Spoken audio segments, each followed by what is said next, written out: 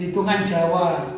Begini loh ya, nggak semua adat Jawa, adat Madura, adat misalnya Kalimantan atau adat mana saja, mungkin juga adat Afrika ya, adat Nigeria, adat Amerika. Wah, pokoknya semua negara-negara punya adat itu gak semuanya haram satu, dan tidak semuanya syirik, gitu, tidak begitu.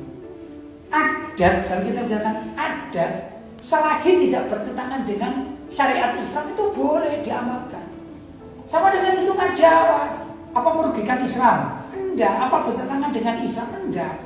Cuma ada keyakinan mereka nanti begini sebaiknya ini. Itu selagi tidak membatalkan ajaran Islam, ya boleh saja.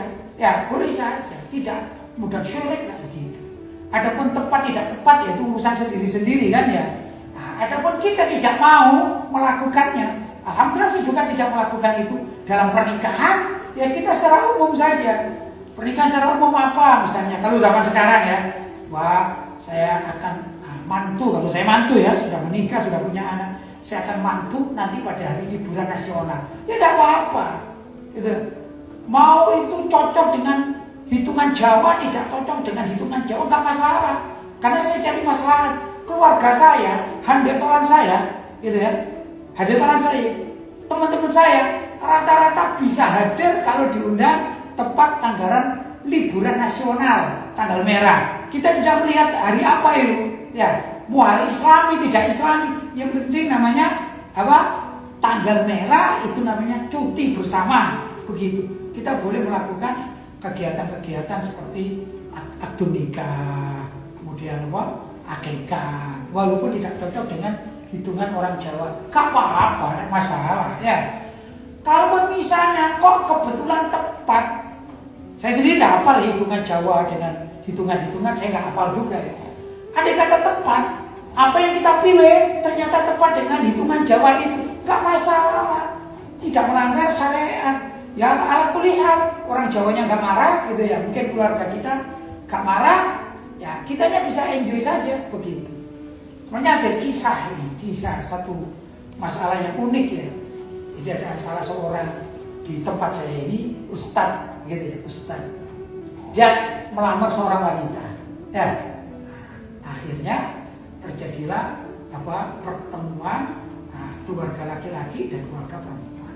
Saya ini diundang sebagai saksi dalam pertemuan itu. Bukan akadnya, masih negosiasi lah, menentukan tanggal gitu. Subhanallah, dari dua belah pihak ini ada yang mengajukan hitungan Jawa gitu ya. Karena lahirnya calon pengantin laki itu tanggal sekian, calon pengantin perempuan tanggal sekian, namanya ini, namanya itu gitu ya. Yang ini fulan, ini fulana, ini yang paling tepat sebut saja misalnya adalah tanggal 5 Wage misalnya begitu ya. Hitungan Jawa 5 Wage. Sudah selesai. Sepakat mereka ini, dua keluarga sepakat. Saya ada di situ. Ya saya diam saja. Ya sudah, alhamdulillah selesai. Ya. Udah selesai, kemudian calon pengantin laki ini yang ustadz di tempat saya ini tiba-tiba tanya sama saya.